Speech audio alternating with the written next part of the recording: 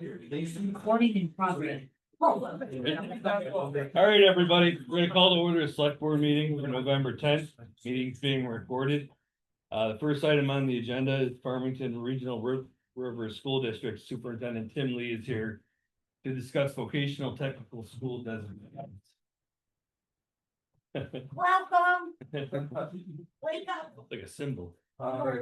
Thanks, Steve. Yeah, Tim Lee, I'm the superintendent of the Farmington River Regional School District. Good to be here tonight. I'll just take a little bit of time here tonight for one specific issue related to the designation of preferred vocational technical schools. And just a little bit of background about this. When a student gets to grade 9 or high school age, typically they attend the high school that is designated by their school district. And for Farmington River, that would be Berkshire Hills or Monument or Lee Middle and High School. But students also have an option to choose a Chapter 74 vocational technical high school. The two that students from our districts most commonly choose are Westfield Tech and Smith Vocational. We also have students attending Taconic at Pittsfield from time to time, but a Chapter 74 course of study is more of a vocational technical course of study. In grade 9, there's typically an exploratory year where the students learn about all the different technical and vocational offerings. One unique thing that you're probably aware of that's different about a student choosing a Chapter 74 school is that the responsibility for the cost for tuition of the Chapter 74 school falls on the town and not on the regional school district. Additionally, the cost of transporting that student to and from the vocational technical school falls on the town and not on the regional school district. And so one thing that I learned as I was looking more into this issue, and this came up a little while back, in my 2.5 years in the district so far, I've processed maybe 6 applications from students wishing to attend vocational technical schools. They typically apply, or in our case, they always apply as non-residents. Some towns, cities have their own excuse me, vocational technical school. Northampton, for example, designates Smith Vocational as their resident vocational technical school. So if you are a resident, a high school age resident of Northampton, you can attend Smith Vocational as a resident. In the town of Sandisfield and Otis, we do not have a vocational technical school. So all of the applicants from our towns would apply as non-residents. And so they have to fill out a form that's provided by the vocational technical school and basically present it to the superintendent of the regional school district or the municipal school district and get it approved. And until this year, I've just been approving them as they come. Confirmed that the area of study that the student wishes to go into, if it's horticulture or electrical or plumbing or whatever it might be, that is indeed offered by that school. And if it is, I've been approving it. And the issue that we've learned about most recently is that there's an opportunity for towns and school districts to identify a preferred vocational technical school, or perhaps more than one preferred vocational technical school. And the benefit to that would be that if a student comes with an application to attend a vocational technical school that is perhaps in Ludlow or farther east, the superintendent would have the opportunity to decline that if the vocational technical school identified as the preferred vocational technical school of that town is closer, if there's already transportation arrangements in place, and if we can assure that the quality of education and the programming is going to be the same. So this came up over the summer. I've been looking into it since. It's been a topic of discussion at the school committee level.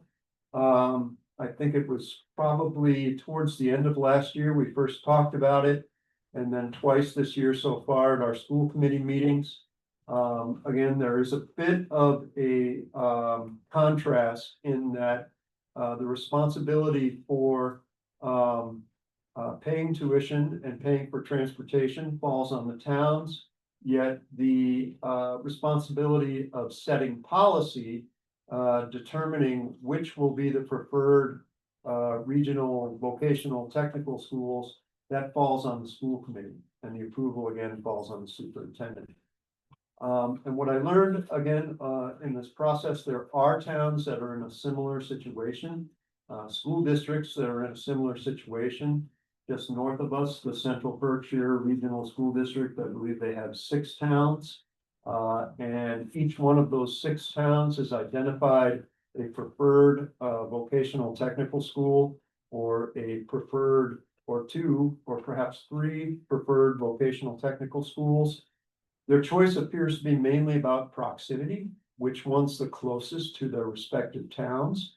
And then when a non-resident applies for admission to one of those schools, the superintendent checks the list and says, yes, that's a preferred school for your town, and then approves or disapproves accordingly. And so we're trying to enter the same process right now with the 2 towns of our regional school district, Sandisfield and Otis. And I wanted to come tonight and say a little bit about the process and where we're at, and ask if the town of Sandisfield is ready to identify, or at least ready to discuss the possibility of identifying a preferred vocational technical school, or perhaps 2 or 3 at your preference, what would be your preferred vocational technical schools. I currently know that there are 2 schools that Sandisfield students currently attend, again, Smith Vocational and Taconic. There might have been other students previously attending McCann.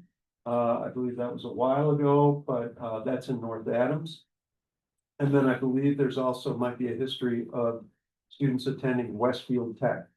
The thing about some of these schools, again, I made the distinction earlier about vocational technical schools serving both a resident and a non-resident population. In Northampton and Pittsfield and Westfield, their first priority is to serve their resident students. So it has happened, and it may happen, that we identify preferred vocational technical schools. A student applies to one, it's not open because it's not open currently to non-residents, and then we're looking at another option anyways. Another point I'd like to make is 2 points really. Just because a town and afterwards the school district identifies a preferred vocational technical school, it does not obligate that vocational technical school to accept a student from the town that it named it preferred. We communicate that preference. I know Smith Vocational tries to accept students who have been designated as a preferred school, but their primary obligation is to fill with residents first.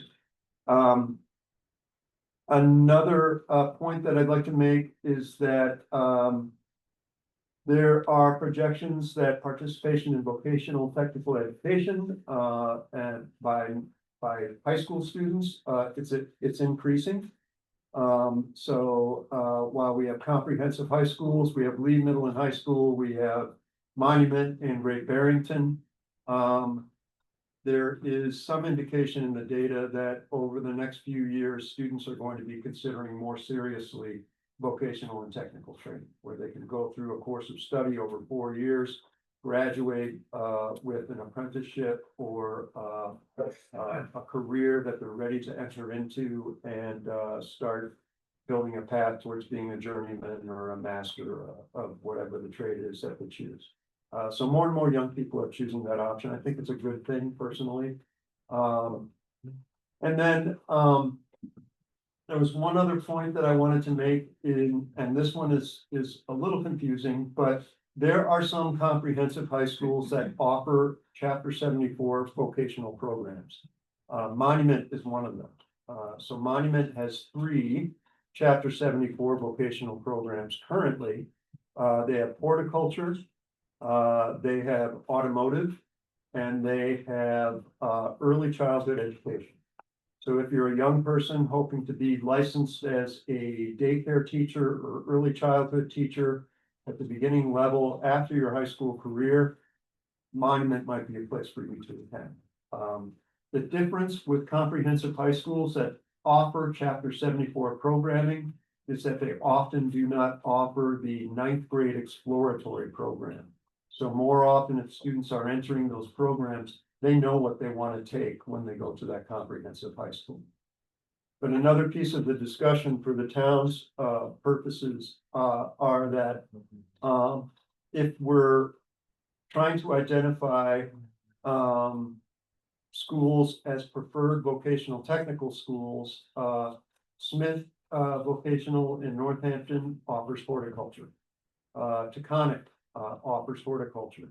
But Monument, closer, where we already have a tuition agreement, where because it's one of our tuition partners, the cost would be picked up by the school district. It might be in the town's best interest to consider, when you think about choices for those 3 areas at least, identifying the school of preference as the one that is already our comprehensive vocation, or excuse me, comprehensive high school partner is something else to think about. So I did prepare some information sheets. I didn't know we were gonna have such a crowd tonight, but I made some for the select board. And I'll leave a couple more up front.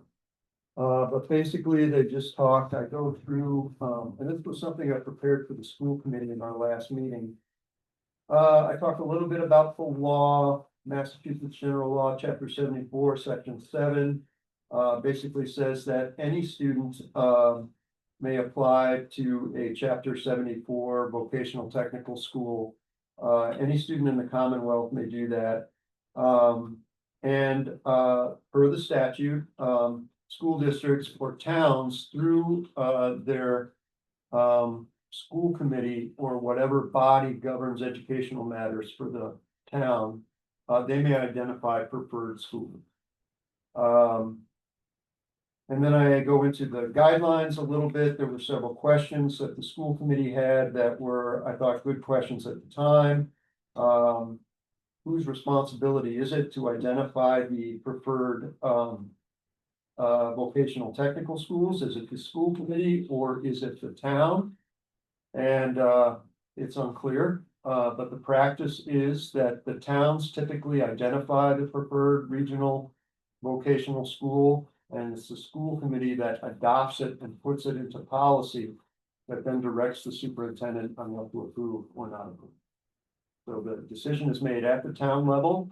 So in our district, that would mean that the leadership of Sandisfield would make a recommendation, leadership of Otis, and they don't have to be the same necessarily. We just know that students are coming from those jurisdictions, from those towns.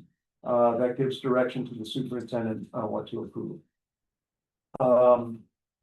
So another question that came up on the school committee was I already answered that one.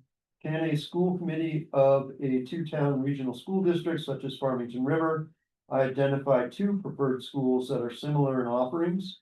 Again, the statute doesn't really specify that, but the practice that has been in place for quite some time in Central Berkshire is that each town has identified 1, 2, or even 3 vocational technical schools that is their preference.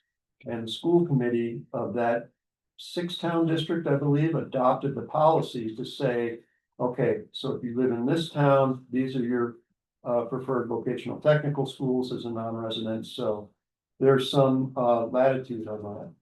And then I already answered this question, but does the designation of a preferred VOTEC school obligate in any way the preferred VOTEC school to accept the non-resident applications from the district or from the town? The answer is no. It doesn't have any obligation. And again, there's the question of residence before non-resident. And all of our students in grades 9 through 12 are always going to be non-residents. So that's that, and then a copy of the policy is in there too that Central Berkshire uses. And then also on the back page, I've just selected 2 of the high schools that are closest to us, the vocational technical high schools, and just listed out what their current offerings are for VOTEC programs. And between these 2 schools, they pretty much cover everything. Plumbing is hard to find, but Smith both has it in Northampton. Westfield Tech also has a aviation technology program, but I understand that fills pretty quickly with residents. I think that's another thing that I'd like to say, just in closing. I'm aware that, so the process is that if Sandisfield were to select Smith Vocational as their preferred vocational technical school, and I received an application in the spring from a student wishing to attend McCann. I would disapprove because it was not selected as the preferred school by the town. There's an appeal process for the student. They can take their appeal to the Department of Elementary and Secondary Education and state their case for why that school would be preferred. And I don't know how those turn out really. I think that if there is a significant programmatic difference between the 2 schools, and the student expresses that there is a HVAC technician program that they have at McCann that they do not have somewhere else, that might be a valid reason for them to support their enrollment in that school. So as far as the timeline of the school committee goes, we'd like to return to this topic on at our next meeting in December, and maybe have a draft of a policy for the school committee to consider. So I would ask that sometime between now and that time, if the select board could just write me a recommendation if you've got ideas about what your 2 preferred schools might be, or 1 preferred school, or 3, or whatever you decide. That would be good information to have if you feel like you need to have a kind of wider discussion with your constituents first. We can probably wait another month if we need to. But it would be good to have the policy in place adopted by the school committee so that applications that we might be receiving for the spring, I will have that policy and that direction by the time that happens. Sure. Sure, yeah, we can have it at the next select board meeting. I can do my diligence as well as Bob. Just see where the overlap is, see which schools make sense. Okay. But yeah, we can do that next week and have something to you just shortly after That's that. great. Okay, let's see, before Tim, please, can I ask a question? Yeah, go ahead, Carl. But so Tim, this is, so everybody's clear, if students go into a vocation offered by Monument, they're really going in district, right? Because we have the tuition agreement with Monument. That's right. Right, so the district would pay the tuition and they'd also ride buses from the district. Okay, right. And then the next question is, because I think this is potentially going to be of interest to select board. So we could say for the vacations offered by Monument, if we wanted to make those our first choice preference, like if the kids going there, that's a first choice. And then we could designate other schools as well, but if they were going in those vocations, we could designate that. Okay. I think so. There's really nothing in the statute that directs us to do things a certain way. It's kind of open, and what Central Berkshire did is kind of unique also by allowing each town to basically go in their own direction and make their own choices. But I think what you're saying is true, Carl, that if a student entering high school, grades 9 through 12, wished to enroll in automotive, horticulture, or early childhood education, it's certainly a discussion that we'd want to have, that Monument might be the place that you'd like to go. Right. And the other thing, I think you'd recommend this, it seems to make sense to me, but relative to beyond Monument, it seems like it'd be desirable to select maybe 2 schools with overlap to assure that if a student wants a particular location and they don't get in one, they get another. So that at most we have 2 schools that we have transferred to, and furthermore, those 2 schools are in the same neck of the woods. We really haven't lost anything by doing that relative to transportation expense. That makes sense to you, Tim? Yeah, perhaps. Again, yeah, I think, you know, you've got a list of 2 of the schools. The one I don't have a lot of information about is Westfield Tech. Yeah. But I do know that we've had 2 applicants from the other town this year that have gone on a wait list and then been denied because it's just filled with residents. So.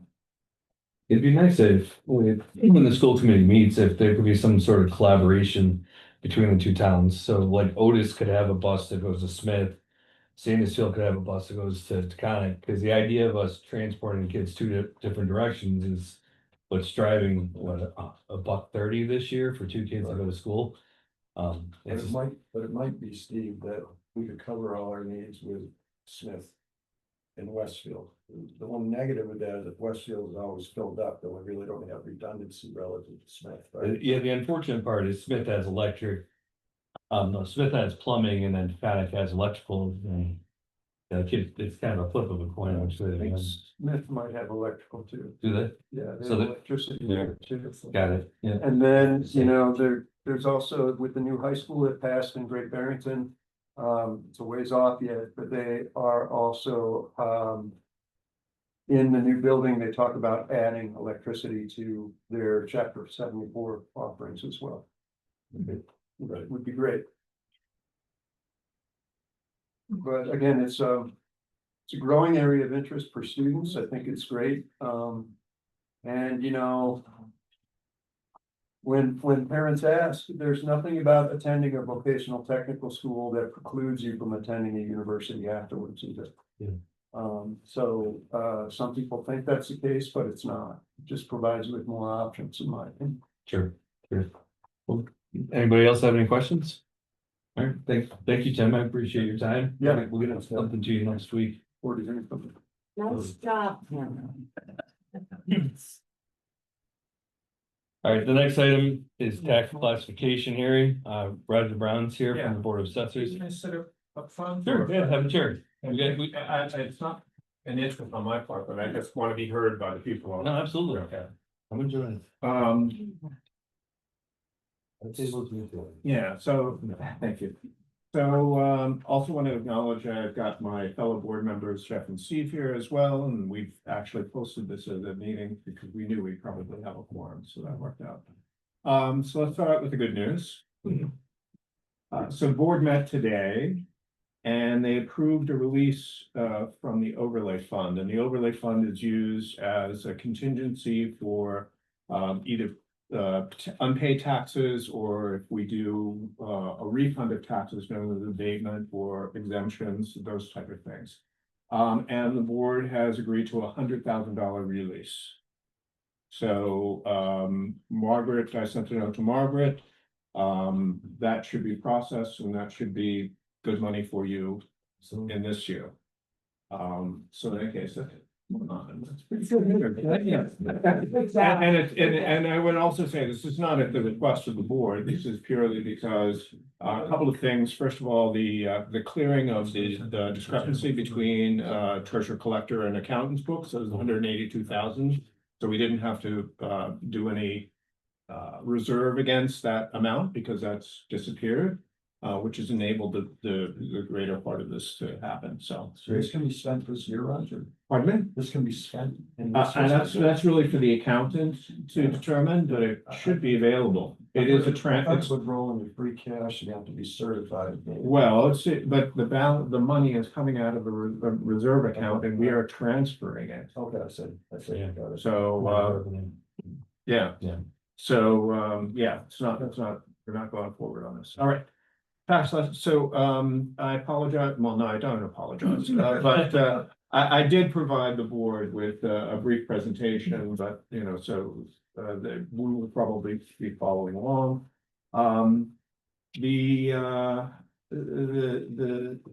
This tax classification meeting would be in two parts. Because our numbers have not been, our valuations have not been certified. Now, we don't believe that there will be a problem or a significant discrepancy between what the numbers are that are in this presentation. But we will need to reconvene. And that's basically to just give you the numbers so that the vote can be taken. You can't really take a number without the certified numbers in front of you. But this will speed that process up very quickly so that it should be, you know, done as soon as the certification takes place. So in terms of the headline, so we can skip through because you guys are used to this right now. You know what we're doing here. We're asking for you to set tax policy.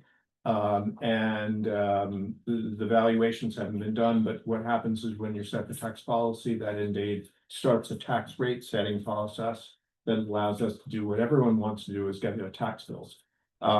So we will start doing that as soon as we get the valuation certification. What is coming out in terms of what it will be next year is that basically the values of the property in town have gone up by nearly 10%. And the largest class of properties are single family homes. And they have gone up 10% over previous year. This is a reacceleration of the trend that we saw certainly during COVID. And I don't believe that anyone has a story about values going down when you look at the activity. The biggest aspect to driving this has been our sales. And we have had more sales in Sandisfield in this period than we've seen in I have ever seen and been able to look back in terms of records. How many years? How pardon many years? You said, how many years that you've been able to look I've back? also been able to look back about 10 years. Yeah. But you know, on a percentage basis, maybe there were more, but we have been sticking at, just to give you an idea, you could wake me up in the middle of the night. How many single family homes do we have? Pure single family homes, and it's 594. It's been 594 for the last 7 years. It's now gone up to 599. Now that doesn't sound like a lot, but it's just a significant change in terms of you are seeing, you can't drive around here without seeing not only the construction on existing homes as well as some new home builds. We just really haven't had a lot of new home builds, and that's happening. The land prices have also gone up, and they're for similar reasons, because mostly it's a land that's going to be associated with the residential builds. So that's kind of the major theme. What you will see is there's one change which is sort of popped up all over the place, and that is that our industrial, which has always been some of the smaller have popped up, and the commercial has gone down a little bit. And that is literally the change of the land use code for what was formerly Tucker's to now a manufacturing and a distribution point, and that changes the classification from commercial to industrial. That's 100% of what's going on. Happy to go through or ask any questions. I will hold this up so that people can see it, because yours is very small, but this just gives you a sense of single family homes in terms of what's been going on in the last 5 years. And this is this is just the rate of change. So think about it from like you hear about inflation, inflation goes up, inflation goes down. But it goes, generally, it doesn't go negative. It just goes down more slowly or it goes up more quickly. It has accelerated in terms of the assessment. So that's the valuation of the properties, and mostly this is the driver, which is really the single family homes. I did include the last page is the current pro forma of what it would be if we made a different decision that was previously made in terms of split tax rates, as well as small commercial exemptions. I'm not at all suggesting that it would be a good idea. I think keeping policy stable is probably the most reasonable thing to do, but I wanted to make sure to provide it. I did want to tell the board that we did implement the split tax rate last year and also the small commercial exemption. The small commercial exemption ended up with an impact of $751 across all small commercial. It was, we burned 751 calories in like a 5-minute time frame. So it was not, I'm not suggesting we get rid of it, but I'm just saying that was the impact. It was pretty de minimis. Yeah. And that's it. Unless you have any questions. No, it's pretty self-explanatory. Yeah, a lot of stuff I could tell you about. So Roger, we finally have enough land sales. I'm sorry. Yeah. You're fine? Well, yeah, Okay. I'll take Okay, questions. okay. So, So Roger, we finally have enough land sales where straight land values like parcel values. The assessments are going to increase. well, we have had some very, well, I guess. Let me answer it 2 ways. We had a significant number of land sales. Yeah. They weren't, they were significant enough that they were their own category that could be analyzed.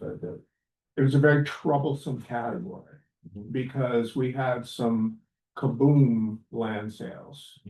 That were, and one of them that well, in fact, I was just talking to the planning board about this, was a piece of property that sold for twice the assessed value.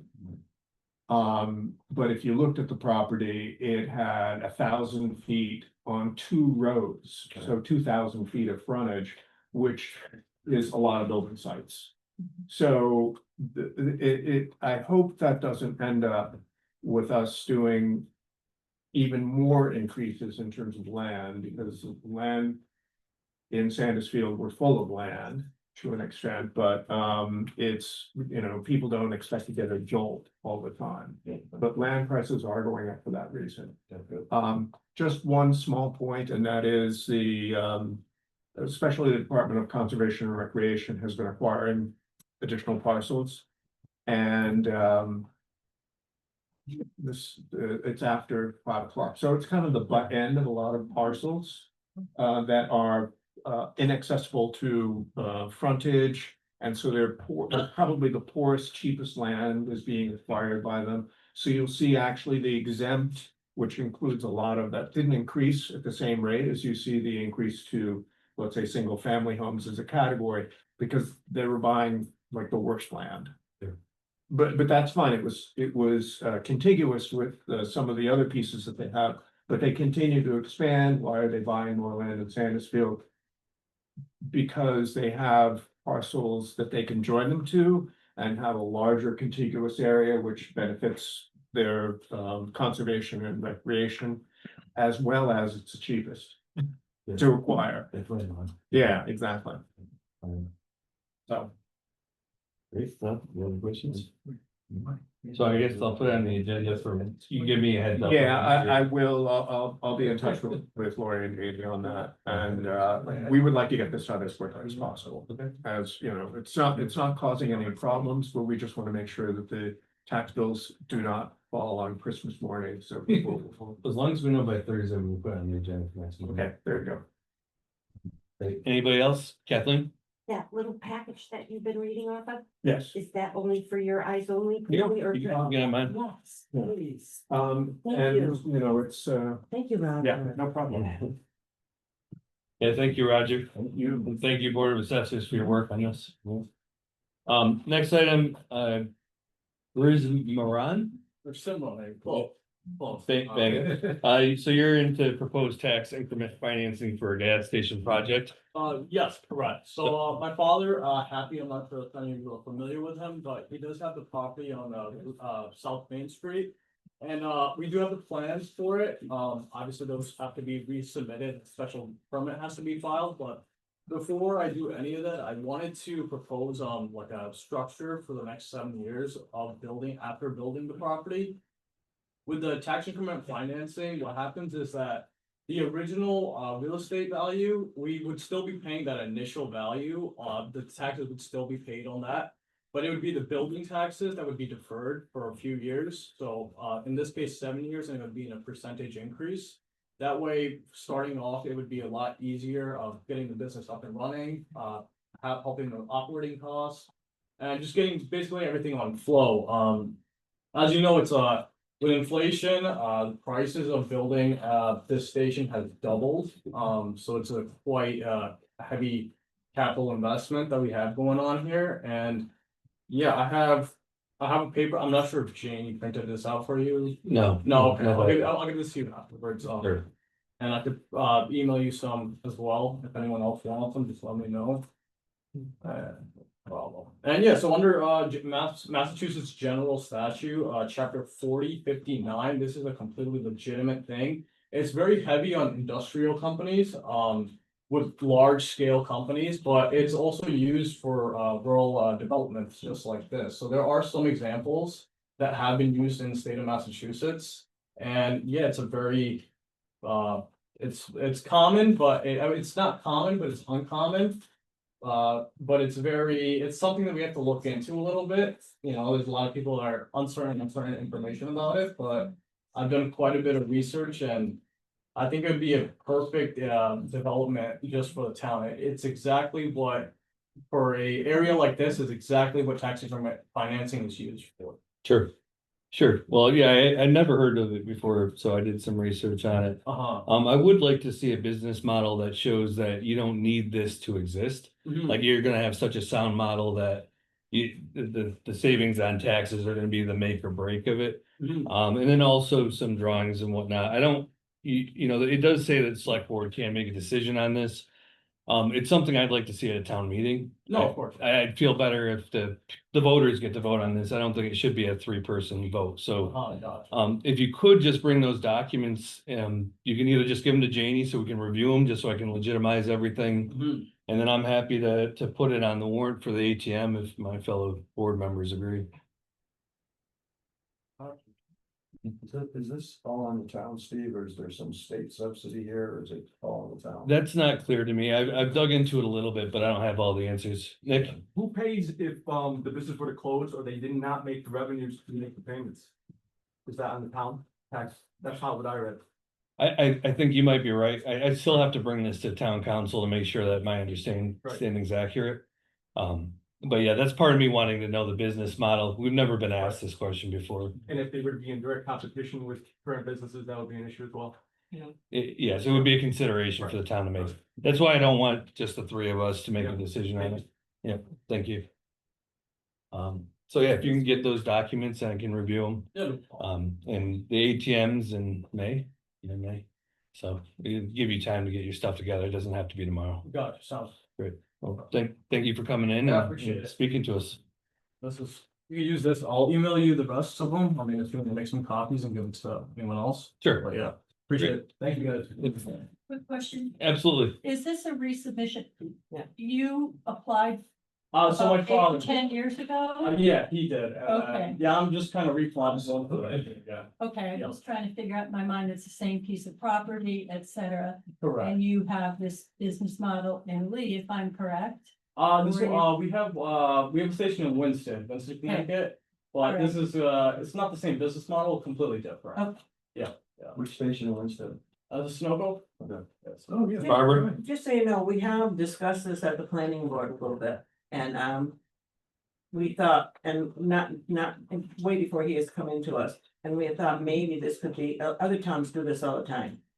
We give a tax break for the first few years to help, especially if it's a large millions of dollars to put up a business. So other towns have done this and use this as a business model. So we thought that, we were talking about it, that would be a way of encouraging businesses to come into town. That might give them an extra little break for the first couple of years to get them established, and then they would pay the full tax. Sure. So it's just something, I would support personally. I don't know about the whole board, I can't speak for the board, but I think it's something to look into, and I really do. Yeah, Nick, would you like It's to? my understanding that it's not a tax break, it's that the town secures grants. Which funds the whole project, which is paid back through tax dollars. And if they default, then the tax dollars is on, the town is required to pay that back. It's not a tax break. We're looking at a tax break, we weren't talking about this, what. What the gentleman was proposing was not a tax break. And it's tax deferment. It's Yeah. tax deferment, so essentially you would suggest, for argument's sake, first year 50%, second year 40%, third year 30%. But paying all the property taxes on the land itself without the building structure. Exactly. But no, I get, Personal property tax would be paid for as well, Yeah. so it's not like a complete, oh, we're not paying any taxes. it's just the structure. It's just a, yeah, correct. No. Yeah. right. Any other questions, Carl? Just a comment, is like, my personal view on this is this thing with the taxing. That's not gonna be the battle that has to be fought and won, it's whether people want a gas station in town or not. Mhm. I have no idea how that's gonna go, but I think that's the real question, the tax thing, I think is like. How much peripheral? Yeah. You agree, Barbara? I do, I think it's a tax, I think, in I our agree. survey, the one in our survey we did. People did come back and say they would love to have a local gas station, so they didn't have to travel all the way to Great Barrington, or all the way to Windsor, that there would be a advantage to having a local. We missed Pete's store always had gas pumps there, so yes, there would be. Do I hope they wouldn't, totally compete with our nice little store that we have? I do, I hope we can come up with, they could come up with some options and work together, and one complement where the other one leaves off. You know what I mean? So I think there's room for two businesses in this town. Sure. I mean, we certainly, at one point, we had 5 bars, you know what I mean? So I think there's room. That's a different need. Yeah. Nick? Well, Matt. Lately, it's a well-needed need. I was well, Well, I agree, a gas station is something people would want. Yeah. To say that we would not be in direct competition in the town of this population is kind of not a reality. Being a small business owner in 3.5 years, with the amount of hours we put in and revenue we're breaking in, any competition would probably put us out of business.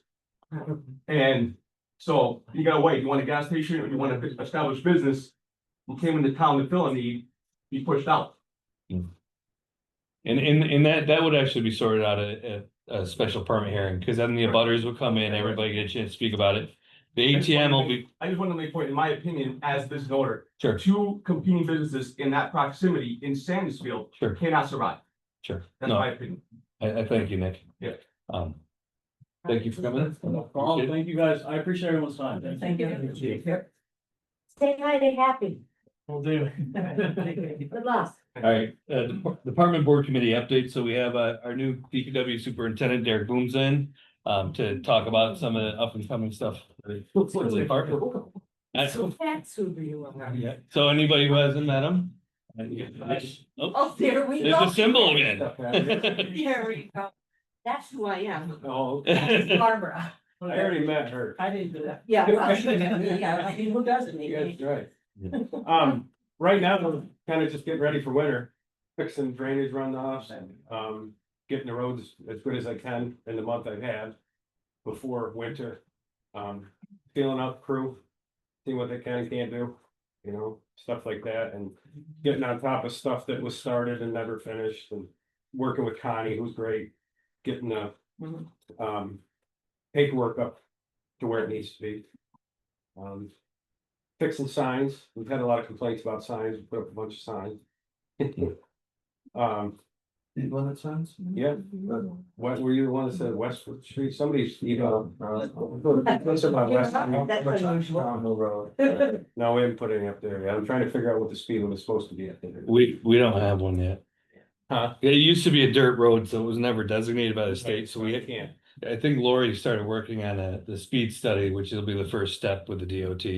You should probably touch base. So I can't put any signs up, so we'll figure that out. Absolutely. I remember somebody had mentioned it and I looked into it and they told me it couldn't, yeah. Nice. But other than that, putting the street signs up so I can figure out what road is what. You know, I think I got all of them up now finally. Other than that, we're just plugging away, blowing leaves, cutting trees, and we did a bunch of mowing on 183. It's beautiful too, by the way. That's nice. And Any insights on the Dodd Road situation and all? the Dodd Road, I actually had a phone call with them today. They're coming Wednesday to do the final planting, and the wetland restoration is done. Oh, good. So then, as soon as I'm supposed to meet them Wednesday afternoon, and then we can give it to the state, and then that part's done. As for the rest of it, I met with them up there, the engineers, and we're probably a year out before you're gonna set a plan. So that's quite a way, so my guess, there's not gonna see a tooth in the ground up there for 2 to 3 years. Because by the time you get the plans, you put it out for bid, you get all the permitting and all that stuff done and everything, it takes time. The other one we're working on, we gotta replace the culverts on Town Hill. That's Down past, all of them, all the way up to the inner park. They're horrible. They're caving in, we patched one the other day. So we got a preliminary, they're giving us an estimate to do engineering on it.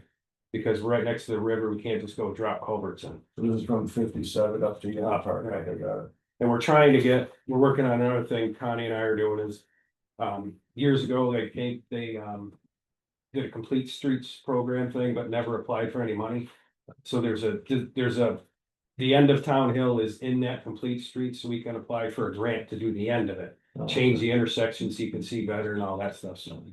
I'm working on applying for a grant through the Complete Streets program for that now.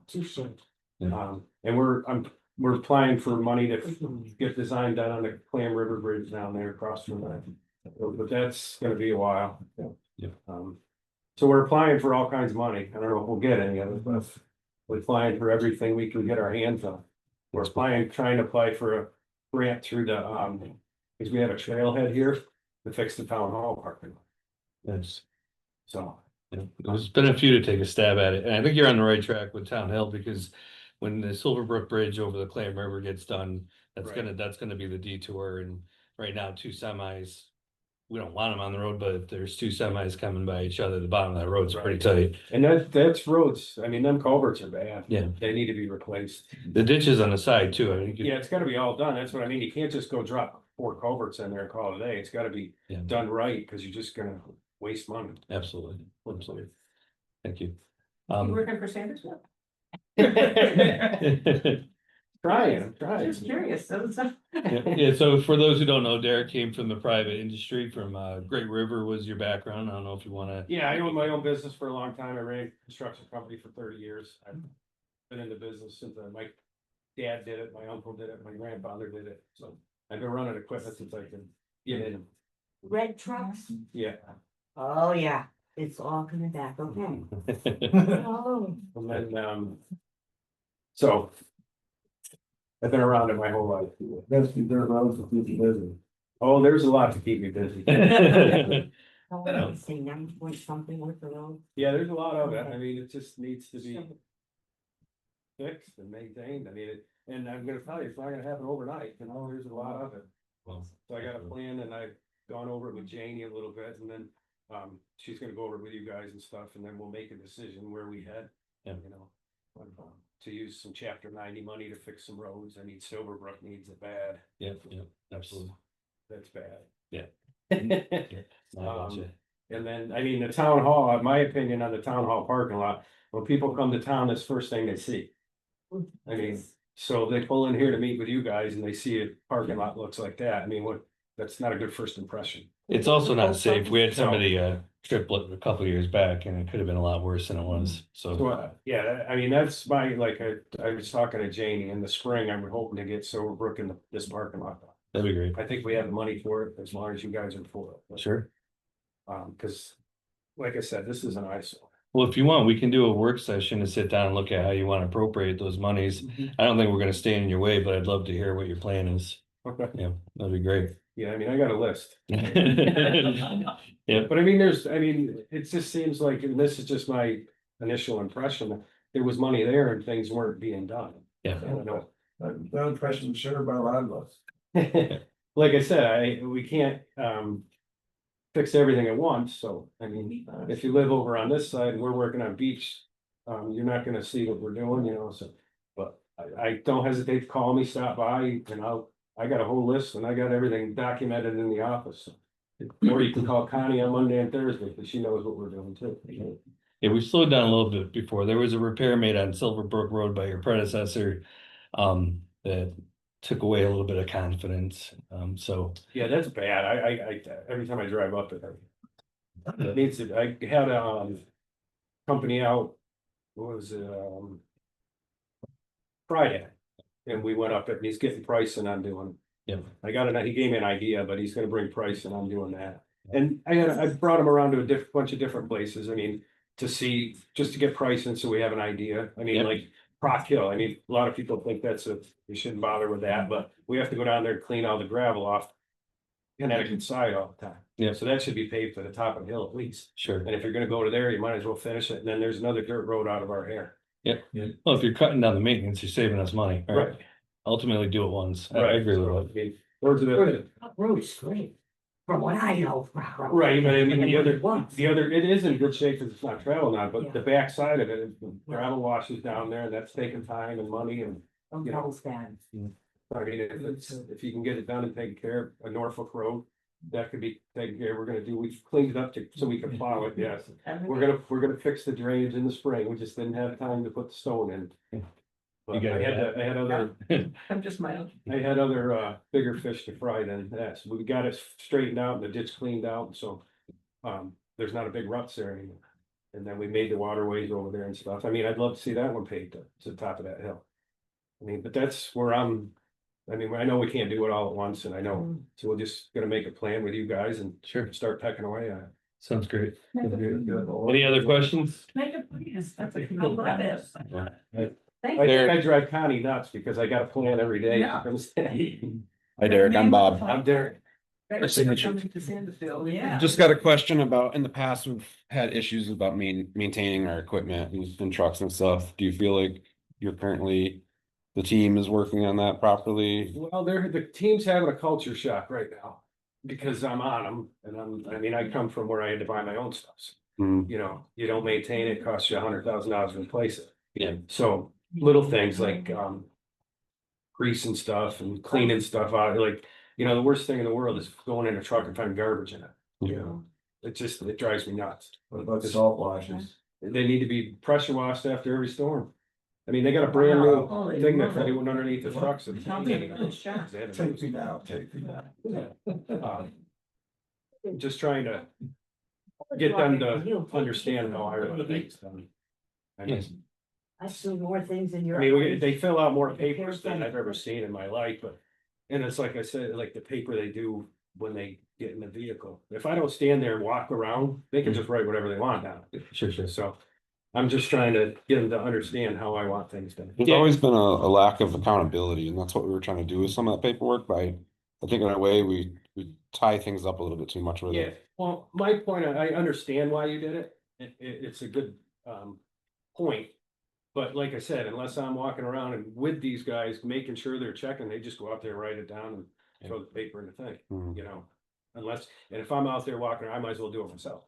Yeah, and like I said, to build on his point, we had a lack of faith with the previous superintendent, which is why he's not here. We were micromanaging in an effort to make sure the equipment was taken care of. And if you have a different plan as to how to do that, feel free to Well, propose personally, whatever you feel like you I need. don't think we need them papers every day. Sure. I really don't. I mean, because like I said, it's not. If the truck blows up, they can just hand it to you and say, I checked the oil. You Sure. don't know they did. Sure. You know what I'm saying? Yeah, you're gonna change the And culture. we got stacks of them down the shop. I don't know if anybody's even ever looked at. Yeah, John You send gets them them. up? Yeah, John gets them. But that's all that was. We were just trying to make sure it was getting done until we got a new guy. No, I understand completely. And I'm not trying to not do the work, but I just think it's kind of redundant. Sure. Well, please, if you feel like we can change the policy on that or lessen it, you know, we can certainly do that. But the only thing I do ask is like, these guys, like you said, have never been held accountable. Yeah. The guys down there. Yeah. So I'm getting a little, not a lot, I haven't gone in there hard yet, but I'm getting a little pushback from them. Sure. Because they don't wanna do certain things. I mean, I sent one out in the rain and I thought I shot him. It's like, well, it's not raining hard. Yeah, yeah. You know, so I just gotta have the selectmen's board's gotta have my back. Yeah. You know, you want me to keep this clean, get it cleaned up and get it running like it's supposed to be. Yeah, the lack of accountability, the lack of write-ups when there was insubordination was a problem in the past. You know, I think running a tight ship, you have the respect of everybody by treating everybody the same way. Right. So however you feel you gotta do it, it's your department, you know, we had to step in too much before, but I don't think that's necessary. If you got a better plan, just talk to Janie about it. She's your. Yeah, boss. Janie's been great. Yeah. Like I say, Connie's great too. She does a great job down there and she keeps everything where it needs to be. Great. Thank you. Thank you there. Kathleen? Yes. Do you really check for real CDL licenses and all that? They all have to give us a copy of their CDL license and their medical card. Oh, even their medical cards. Okay, and there was one other thing, but that part is, Yep. and OSHA, they're really big into OSHA, right? We got two of them, Probably we got heard two of them in the OSHA. class right now that they're doing it. Okay, Well, there was one guy that when I got there, it said you're supposed to have a 4G license, but he's been there a year and he never got it, so I hounded him, he's made the appointment, he's got the test, and he's coming up. Good. they're so lazy. Okay. You know, like, Well, It's all about. if nobody's holding them accountable, why would they do it? because they're grown people. Wow, that's not the way the world All right. works. Anybody else have any questions for the superintendent? I just want to say thank you. I think you're ahead of me so far and I hope you continue. Welcome aboard. Yeah, thank Crossville used to be a mail room, Did it? so I drove it, so I know. So any other board and committee updates? Chief, When you're ready. what's that? I said, when you're ready. We're ready. We're ready. You don't need me for that. No, you're good to go. Hold on. Thank you very much. Yeah. First, I want to say thank you. Yeah. Right, I don't know if you guys know, the past few days, we've had some storms, Public Works, not that I appreciate it. Public Works has responded within 5 minutes of the department getting on scene, it's been incredibly quick, and I appreciate it, right? One of the issues that I had was trying to be able to get support, because I don't have loaders and I don't have machines. And it created an issue for me, so I think you guys are doing a fantastic job. The response times are as good as ours. I've never seen it even come from a city where Public Works is on scene at the same time or within minutes of the fire I department. beat you last time. You gotta tell him that. We don't talk about it. He wasn't gonna say it. Yeah. I appreciate those. Yeah, no, and you guys shouldn't have to do that stuff. That's our job. You know what I mean? That's clearing the trees and getting the stuff out. That's our job. No, I appreciate it. I think- Like I said, anybody, just call me, come to the shop. I'm there. Any of the guys not doing something, don't hesitate. Yeah. Oh, no. One more? One more. All right. You really are doing the trees with OSHA. I think you're the only one that said something that day. Oh, now I got a chocolate mirror.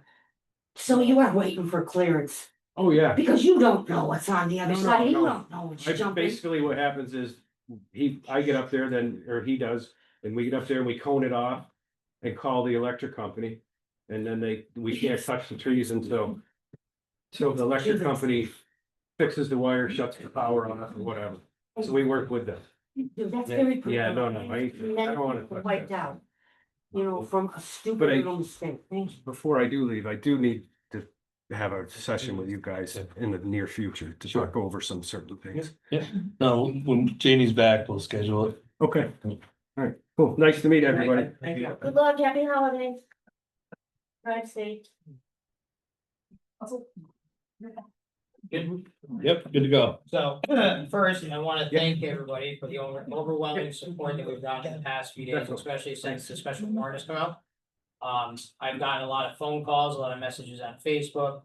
A lot of people have stopped by the firehouse and overwhelming support of what it is that we're trying to do. And people that have expressed their deep frustration with the situation that keeps lingering on. In a public setting and on the record, I do want to make it very clear that what SFDI is doing by not allowing us access to the building It is 110% impeding our operations and our ability to perform effectively. Additionally, I also want to clear up some facts. I know that on Facebook, and as we go through this, we're gonna keep posting a lot more facts.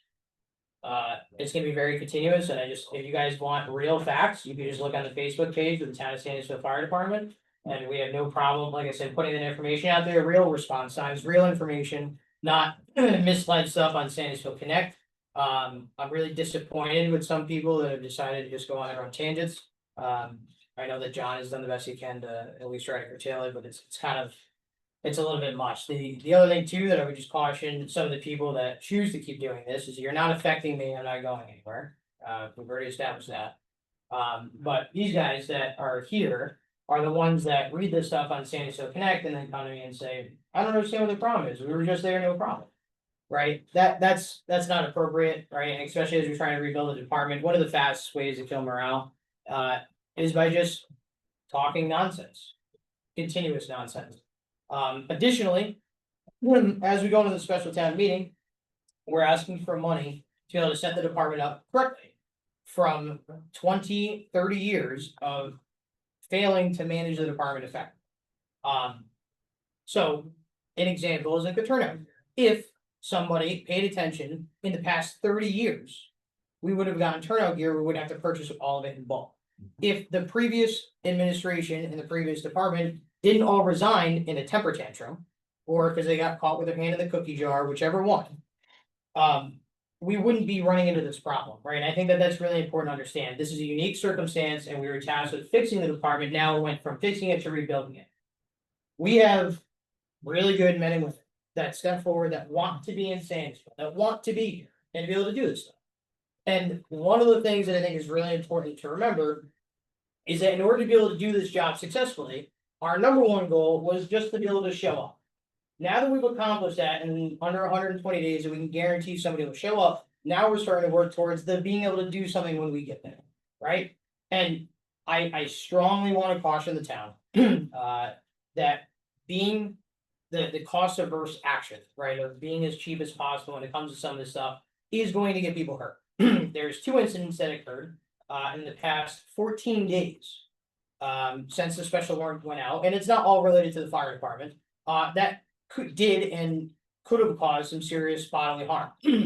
For example, last week we were dispatched to a location in Sandisfield for an assault with a female being aggressively beaten by her boyfriend in Sandisfield, right around the corner from the firehouse.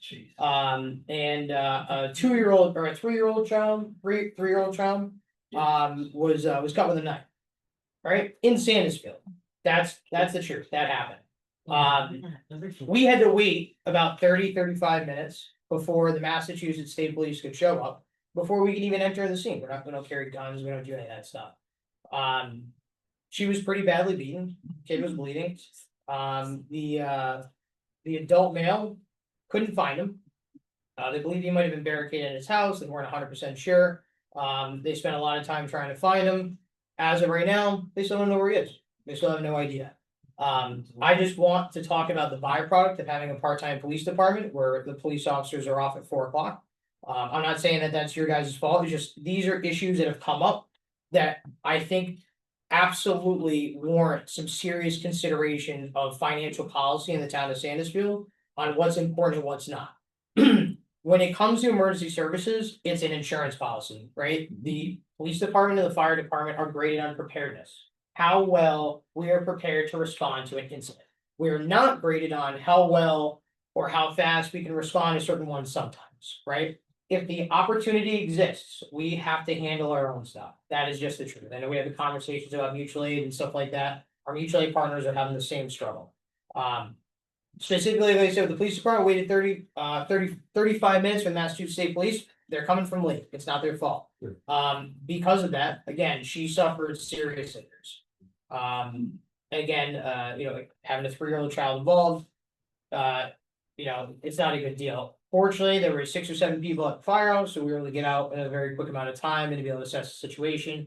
We brought the individual back to the firehouse as a safe location instead of standing on the side of the road while they were searching for this person. And then we locked down the firehouse for that exact reason.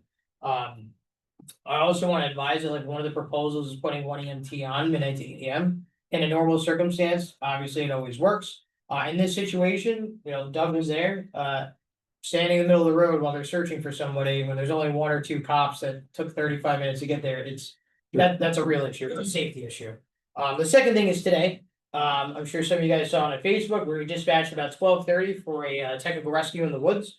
Off Route 8, around mile marker 0.6, so just on near the Connecticut line. I received a call for a hunter in the woods, about 300 feet in and fell and broke his ankle down a 25-foot embankment. One of the things that we had subsequently talked about, and again, this is not pointing fingers, I'm just relaying information, is I had asked for $12,000 in rope equipment. And, you know, through the process, it was weeded out, it's not something that's absolutely necessary right now. As a byproduct, I had to send in firefighters. We responded with 10, and then Riverton responded along with Colebrook with some of the teams to be able to get us in there. Turns out it wasn't 300 feet in, it was a quarter mile in, at least 1,500 feet into the woods. And he had fallen at 11:30, so he was suffering from acute hypothermia. Because we didn't have the equipment, we put 8 or more firefighters at risk trying to extricate the patient out. We had 2 of our EMTs providing patient care. And again, we performed the extrication. If that was, again, one of the proposals, and I'm only using this as an example just because it did happen. If that was the proposal one, like that we were talking about, it would have been just me and Marianne during the day. That would have been enough to be able to handle the situation. Again, if we had the rope equipment, it would have been a situation where we could have been able to do a lot more, a lot safer. Doug in the process hurt his back.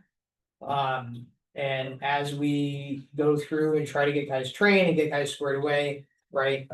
You know, stuff, Vinny fell in the river, the pond. Both of them did, trying to get some of these people out. The guy was huge. Yeah, Okay. but this is the reality, and this is one of the things I just want to make well known. Regardless of the funding, we're going to respond. Sure. These guys are not gonna stop. We're gonna figure out different ways to do it. What I'm asking, and the reason again why I'm doing this here, is because I just want to caution everybody that what you do has consequences. It really does, right? Whether you like the fire department, don't like the fire department, whether you like me or don't like me, whether you like Ralph and SFDI or whether you don't. If you continue to make decisions based on your emotions versus what's truly best for the town, people are gonna get hurt. And that's just a fact. We experienced it last week where somebody who was 24 years old got beat aggressively because we chose to not fund a police department to be able to respond in a capacity 24 hours a day, 7 days a week. That's not entirely true. That is the truth. We're That's what in a happened. certain situation, and I have to interrupt, we're in a certain situation because our police chief was put on paid administrative leave until he was investigated. That's what through the process. If we wanna reappropriate money, we'd have to do it at a special town meeting, or we'd have to do it at an ATM. That has to deal with policy, right? So Absolutely. our interim police chief is gonna be working with the select board to determine what the need actually is, and if you wanna be part of that conversation, I'm happy to. So I had a conversation with the chief and obviously about the stuff that was going on. I have a good feeling that he's gonna propose some good solutions, and obviously I don't think that you guys are opposed to it whatsoever. I'm foreseeing what some of the feedback is going to be. Sure, And as these incidents happen, like I said, I just want everybody to know there are consequences associated with not doing certain things. sure. And again, it's not a threat or anything like that, it's just the reality of the situation. Other than that, I don't really have anything else you do. I just wanted. Real quick, I was impressed by the. DPW superintendent's presentation. It seems like he's doing a really good job for. Possibly. One of the first times in a while. My question is, do you know if he's allowed to use the entire DPW garage? In what respect? Like, does he have access to the full building? Yes, it is. He does. Thank you. Do you know, are there any groups in town that are trying to get him fired? Or attacking the DPW daily? No. Okay. But so that probably helps his success. It does. Okay, just wanted to be clear. Thank you, Doug. Thank you. Any other boards and committees, Barbara? I have a question for Doug. Is he gonna be going out on workman's comp? Town clerk Doug just for volunteer. Yeah. Yeah. I did sing. I'm only kidding. No pay, no comp. He's a dude. So I didn't know this when I started, and by the way, I started when Ralph and Mike were still here and Dan Andrews was still here, and I enjoyed working with them, and I was committed to volunteering for public safety. I had no idea that volunteers got paid. I was never told that.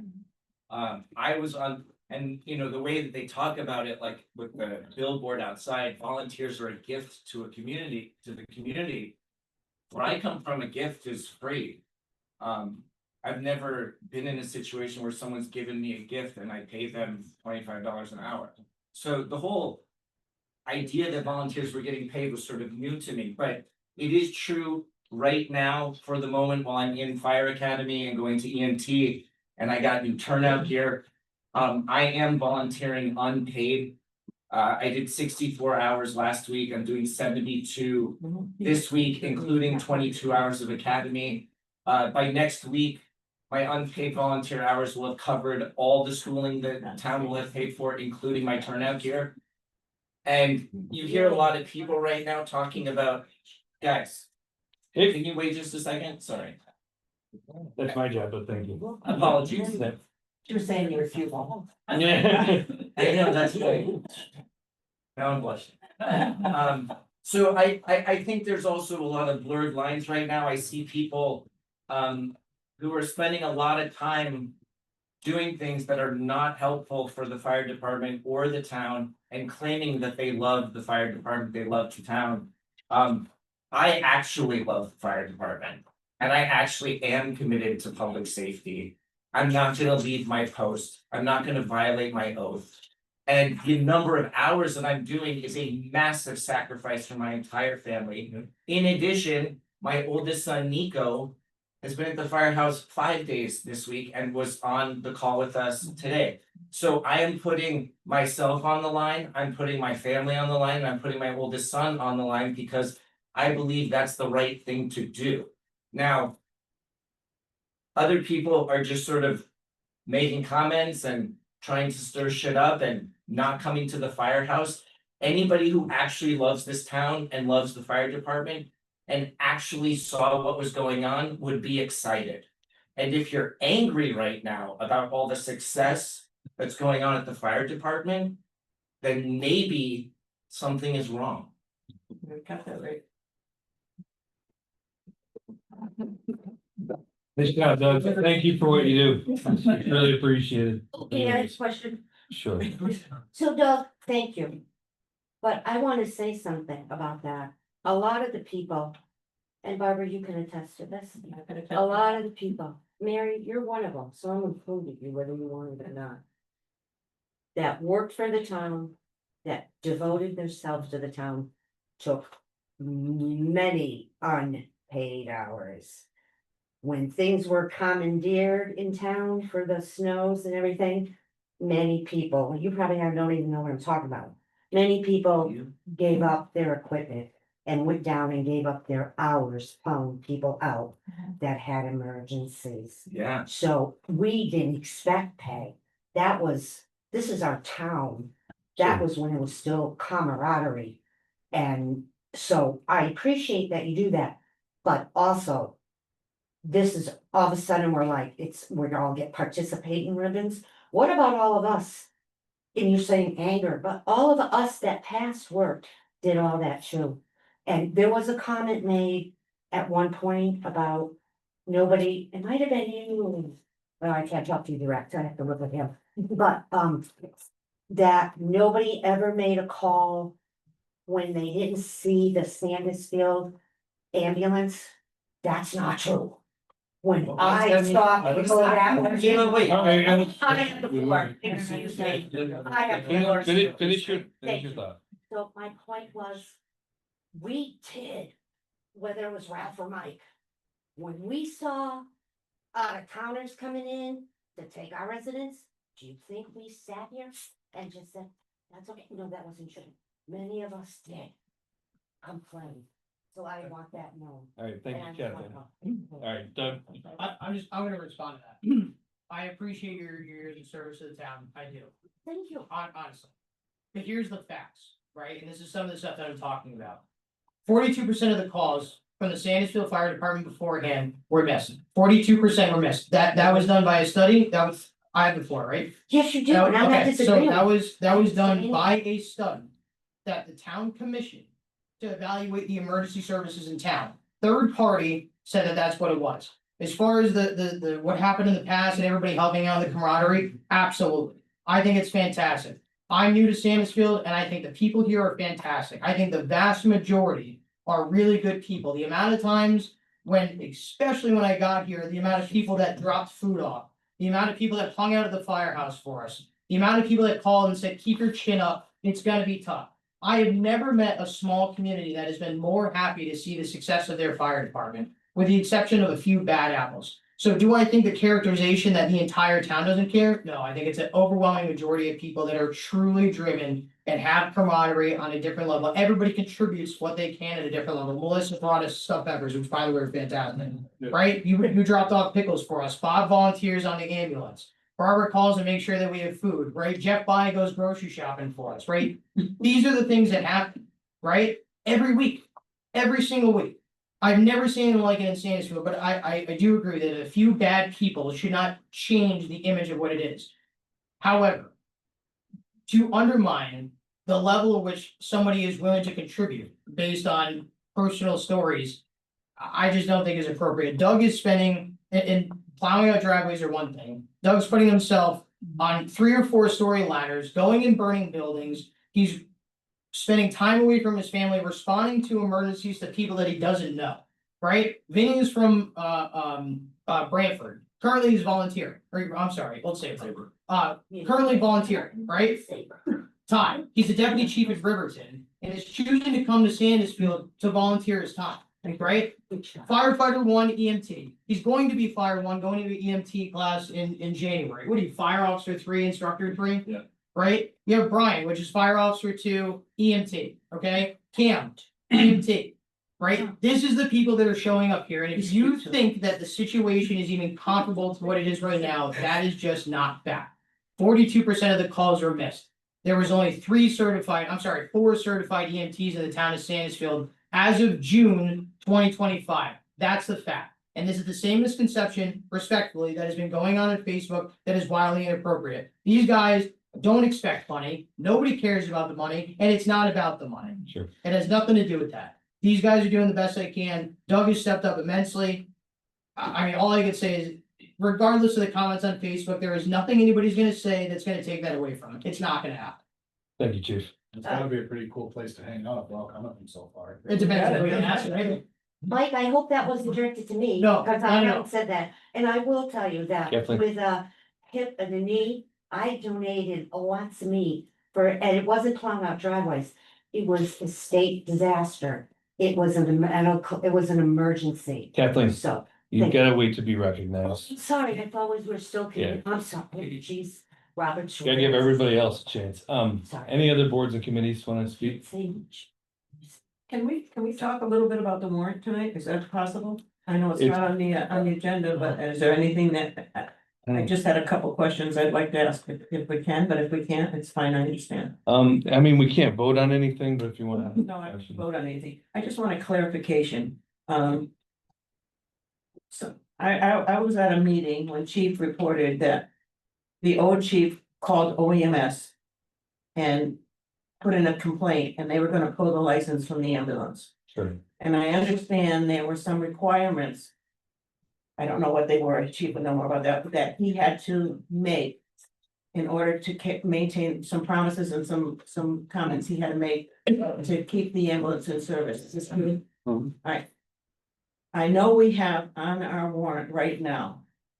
3 propositions, to do for 3 levels of service. right, for types of service. Has either of you or Janie called OEMS and asked them if any of these level of service will not meet their needs to keep our license? In other words, have we done the follow through to say, like they might come to you and say, proposition one is perfect, proposition two is okay. Or they might say, neither one of these will work, you need to go with proposition three. Do we have something from OEMS that tells us what we need to maintain the license in the So town? my understanding through discussing stuff with Chief Grillo and Chris Collinaire is that we assured OEMS that we would provide 24/7 coverage. Yes. So level one does that. And that's gonna meet the needs? I That- don't know. that's I bare haven't minimum. talked That- to Chief about this. I'm What's just- happening is we're ensuring that the ambulance can get out no matter what with level one. What happens is if it's a more involved situation, such as today where manpower is needed, if you only had an EMT and a first responder, they would have had a hard time Yeah. getting this exactly. person out of a quarter mile out of the woods.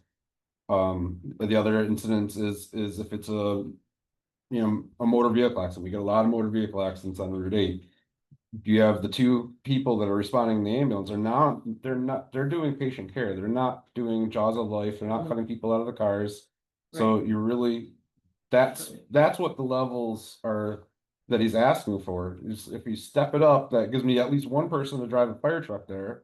If you step it up even further, then we start getting more people there and ensuring that we can do more.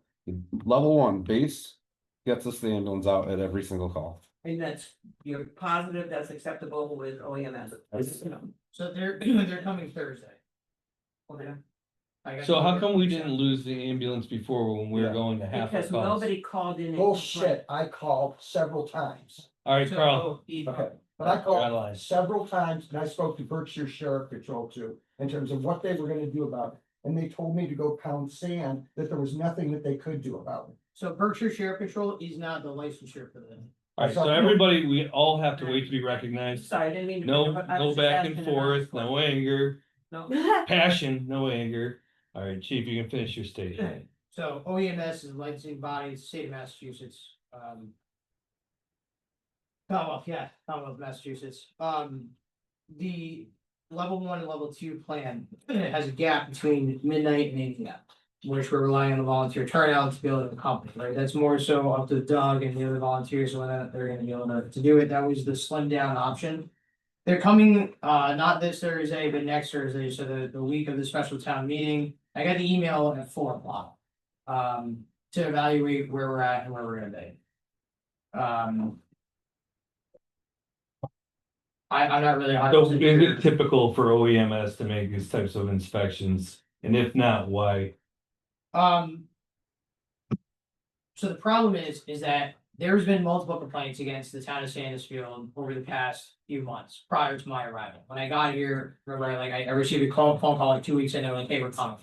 There was a lot of issues that they were concerned about as far as compliance related stuff, CPR cards not being current or on file, questions about EMT licensure, etc. A lot of documentation issues. That was all prior to my arrival. We cleaned a lot of that stuff up. When the volunteers all resigned at the same, or the members, they're not volunteers, when the members resigned at the same time, Ralph followed up, this is a fact, with OEMS and called and complained that the town doesn't have the minimum staffing to support the ambulance. Because he made the complaint, it is still there. And at the time, unfortunately, it was a valid complaint because they had all resigned. The town or the OEMS accepted the per diem program as again, we said, listen, we completely understand, this is the circumstance, the town recognizes the problem. These are the things we're doing to be able to solve it, to guarantee the response. They're gonna look at how many EMTs we have on staff, the hours that are being worked, and that kind of stuff. The reason why it wasn't a big deal before is for whatever reason, the channels, I don't know. It could have been all the years of complaints are now coming to a head with that one to be able to create an issue. I'm not sure why they're taking it more seriously. The investigation will remain open for 1 year. From 1 year from the date of the complaint, if everything is corrected and they feel comfortable with everything, there is no issue. If at any point we miss or hiccup for any extended period of time, we will absolutely lose our ambulance license. But that was one of the arguments as to why the per diem program is necessary, because the town was put in a very bad situation, and it was make a choice between what we want to do, and that's why we made an executive decision, and that's why we went this route. Sure. Yeah, and I'm aware, there was a complaint previously, we were sued by a resident because of what they saw as bad service and incompetency, so Those things did exist before Chief Grillo was hired. Yes, Carl. And what did OEMS do relative to that situation? They required the two people to go to a half day of training. They gave guidance on what they thought should be what should be the And punishment. I did call back when nobody was looking at logs. I called, I got the logs. I talked to OEMS. I talked to Berkshire Sheriff Patrol. I got the logs. I saw all the missed calls. Sure. And I asked them, what can be done about this? And the answer was nothing. Sure. Well, then maybe there should be another representative at this meeting, whether it's a select board member or concerned citizen, and then everybody has a little clarity. And maybe Carl's that man. All right. Any other boards and committees? Nope. Town manager Janie's off, Skylar's birthday, so she's taking some well-deserved time off. Select board updates. I don't have any. Future agenda items, we need to review the heat bid for the old town hall. We're getting a new heating system for it. And then we have the work session with DPW super. We're gonna have a work session with police. We're gonna be very busy. Topics not anticipated. I didn't have anything. And now we're on to review and vote to approve minutes of the meetings. I have just a comment about the police thing, I'm friends with several state troopers. Their base coverage is 3 troopers on in southern Berkshire County out of the Lee Barracks. The Lee Barracks, by the way, is at the very northern portion of the territory that they cover. They cover from Haddad, Toyota, and south. So they cover 40 minutes. Yeah, I believe it's 16 towns. There's, all right, 16 towns, 3 police officers on a basic night. One of them is running the desk at the police station. So that leaves 2 cruisers covering 16 towns. And in addition, they're covering 22 miles of the Mass Pike. So for us to rely on state troopers to cover us is crazy. Like, we just can't. Okay, so these are the minutes here. No, I was just gonna say, I think part of the issue here is in the past, and I'm just gonna say it frankly, we just haven't gotten value. I think we could get value, but we haven't for one reason or another. So whatever we do in the future, the value is going to have to be visible to people. Because coming to COA meetings and chit chatting with the seniors as a police officer doesn't really add value to the town. When there's people out speeding on Route 8, you could be patrolling and stuff like that. So I think if we move to, I'll support anything where I feel we're getting value for the money, but I just don't feel like we've gotten value in the past. Well, you're welcome to join us for the work session. Okay. But we really need to take a stronger look at what does the new police force in town look like. Yeah. And Chief Fahey has forward-facing I'm ideas. very interested to hear what he has to say. But Thanks for agreeing. He's not even the contractor. What's weird, and I know what our day rate is from our other tree company, and that's Double. almost double. Yeah, more than what the bid is. Yeah. And somebody needs to, maybe we give them a call and find out what's behind this. You know, because you wanna give them a call? You want me to- Well, I think it wouldn't be Derek or not. Well, Waldron's gone, supposedly he signed it. So right now, it's not a matter of, I mean, Derek can, he can question it. I just feel like there's a big conflict to me. Yeah. Sure, no, I can have Janie and Lori, what was the scope of work that was done? Well, it's to be done. Oh, you can look at it? It's just a little bit tough to. That's the job. Yeah, so let me get this to Janie. This, I thought it was. But they won't let them make. And then this one, They won't let them. closed around, we didn't get any updates on. That one's citizen. There you go. When they charge. No, I haven't brought it up yet. So you've been on board for us.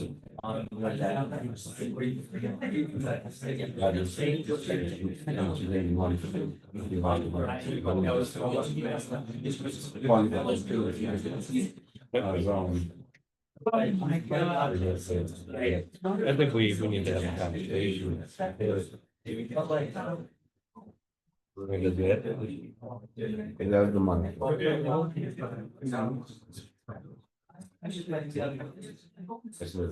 I was thinking, the three that want to be. That's what I'm.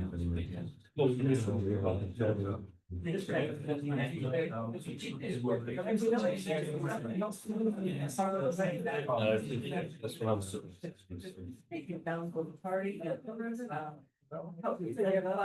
been doing monthly restocks? I haven't seen the castle. Hey Doug, thank you. No, Thanks, Sanders. Thank you. we have a surplus of stock. So normally we would have some of those stuff, so you had bulk supply.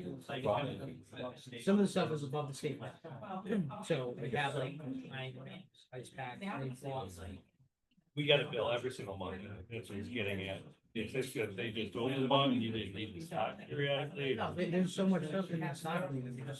There's certain like little things like we were asking for, like, you know, directions, but instead of like, we're not gonna stock up on it, but as far as bandages, saline. I just want to make sure that we ensure that a monthly restock go. So it's done automatically. So every time with the new program, if you use a triangle, it takes it at the inventory. And at the end of the week, show when they do the inventory on the ambulance, so we use 3 days, 2 days, so that becomes yeah. So what is this value for then? That's the stock. You wouldn't worry, so that we didn't mess with it. And what about, we already talked about toys. How about what's in them? So there's certain things that we don't have extra of, like the air traffic experience, the smoking kits, so those are very specific pieces. Right, So I'm you're not talking about, Steve's talking about certain the old ambulance to help with the new one. You're still talking about taking what you can out of the old ambulance, but still having a minimum income. Correct. So we're just trying to get it, Until it's improved in town for there to be their service vehicle. it's already reserved. We already applied for license. It was gonna expire. So when we get an application, we're going to spend more money. We applied, we're waiting for the new service, we still have to. I know, but this can't be something like a town meeting, and now we have to be, we gotta stop, and the town didn't get a choice for that, and now we have to staff them, now it's gonna be. The second one's gonna be spare. Unless we decided that. Yeah, as long as people have a chance. Yeah, so when it comes like, it's like, it's not like you take the place off this one to the other one. It has to be licensed, has to go straight to invest. So by getting it licensed, even if we do nothing with it, it allows where this one goes off the color change, we use the back. I agree, I didn't understand Yeah, that. so, but you still have the same process. It's not an expansion of service. That's what I was asking, I just didn't say it. We're good. Thank you. I didn't mean to get hot. Yeah. No, I don't know. Nope, that's what I know of, minutes, you gotta read, sign. So, those approved for 1918, because they were $75. Second. Aye.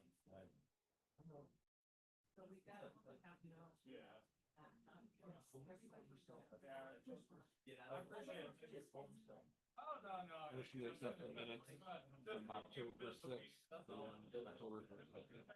Second. All in favor? Aye. I